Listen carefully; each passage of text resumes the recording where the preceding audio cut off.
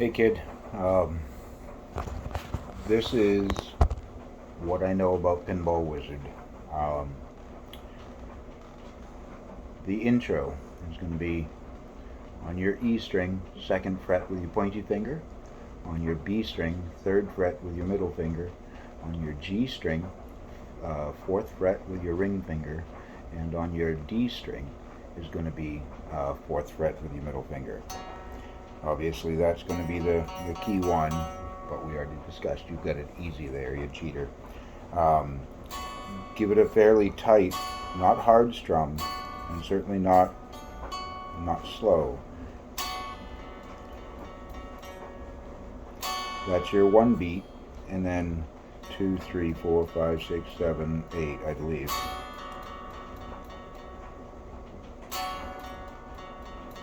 Nope.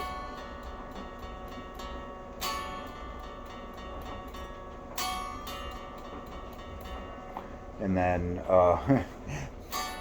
my brain's too tired to count tonight, but that's where we go with that. And then you simply pull your pointy finger off and make sure all your other fingers are clear of the strings. So come on, brain.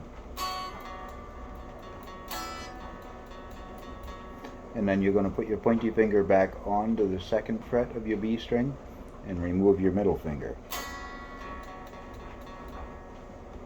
And then you're going to,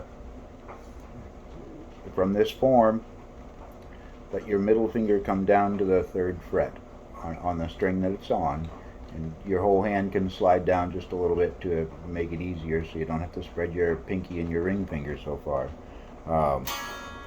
Strum again.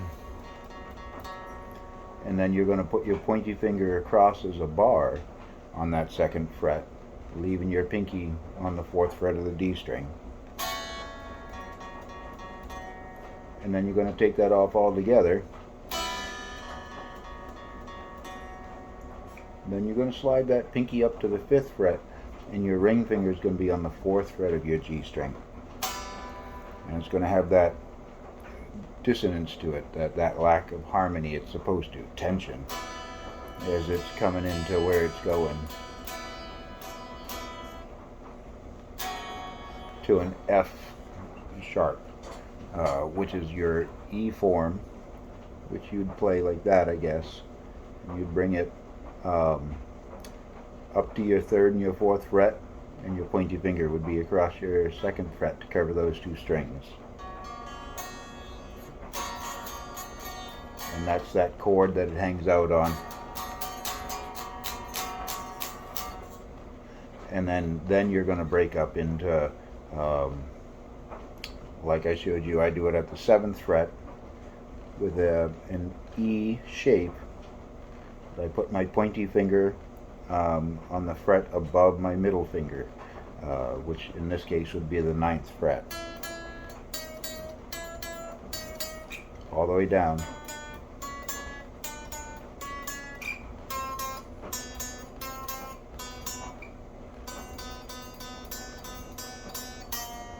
Right? That's all you're really going for.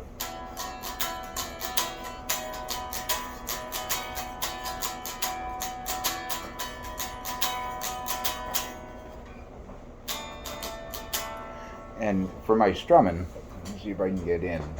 I was trying to show it to you and it wouldn't come to me. The easiest way to check a pattern, whether you're using your hand or not, should be to mute the strings.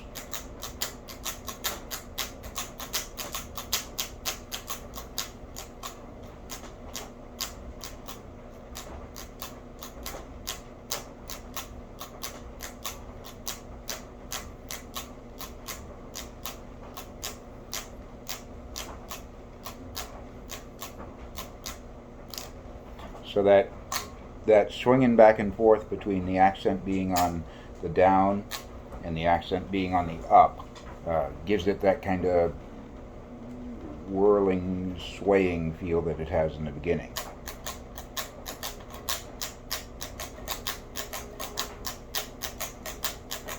Of course, he hits it with a ton of speed, You don't have to have that speed that he does. Obviously, he's Pete Townsend.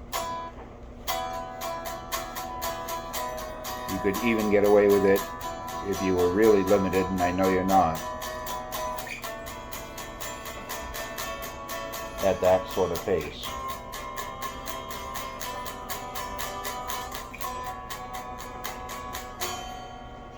Right? But instead,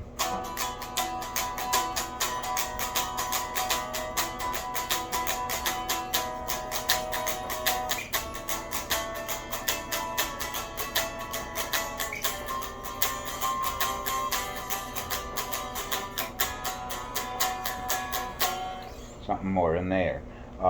You can do somewhat open chords down there, because here, right, we're actually on a B chord. So you would have those two strings covered on the second fret with your pointy finger, and then you have to get over to that A, kind of form here.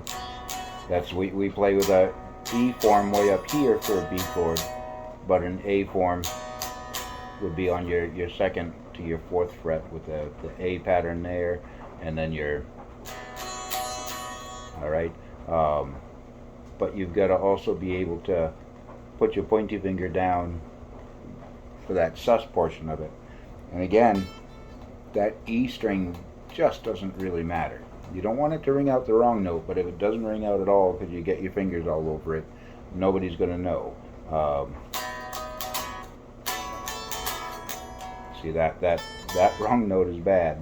I don't play it this way, so it takes a little bit of practice.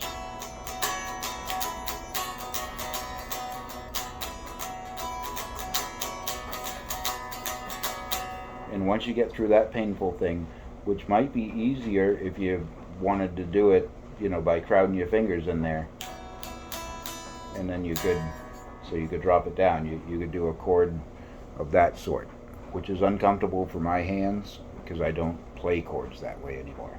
I remember trying to do that when I first got that gold book I showed you, and thinking, man, that's no fun at all.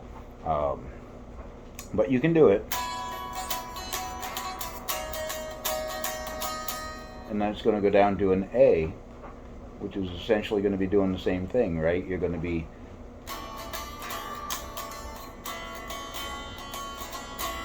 and then a G sus.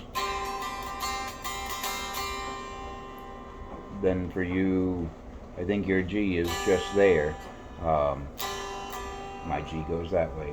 And then of course you're going to have that that F in there with the pinky.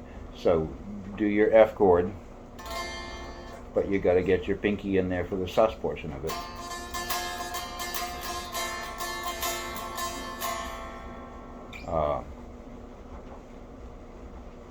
But that'll allow you to do it on your open chords if you want to.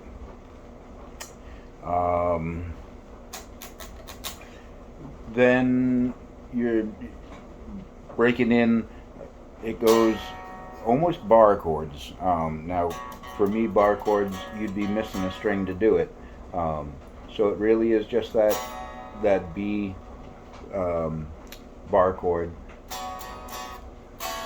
an A, and again, it's rock and roll. It's not folk music, so you don't need all the sound to ring out. To a D, to an E, right?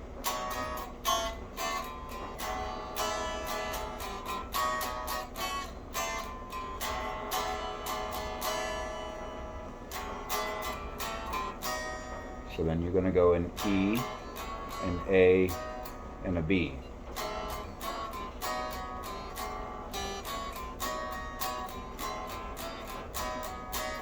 To a G, to a D. And it depends on which verse you're on, whether that goes back to the, how do you think he does it? I don't know. What makes him so good, right? And you can get a little bit of that sus sound there on that D. It sounds like they do it in some of their versions of it by just putting your pinky finger down on that third fret of the E string. So you're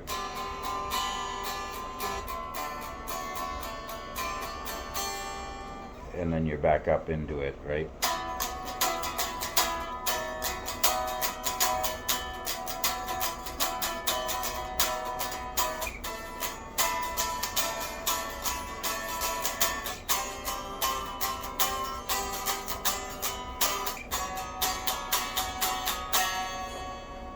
And that one, that's an F sharp there actually. That's why that sounded funky the way that I was doing it there. That should be actually an F sharp. So when I told you to do the F chord, just bring it up one. It won't change anything because you're covering all your strings anyhow.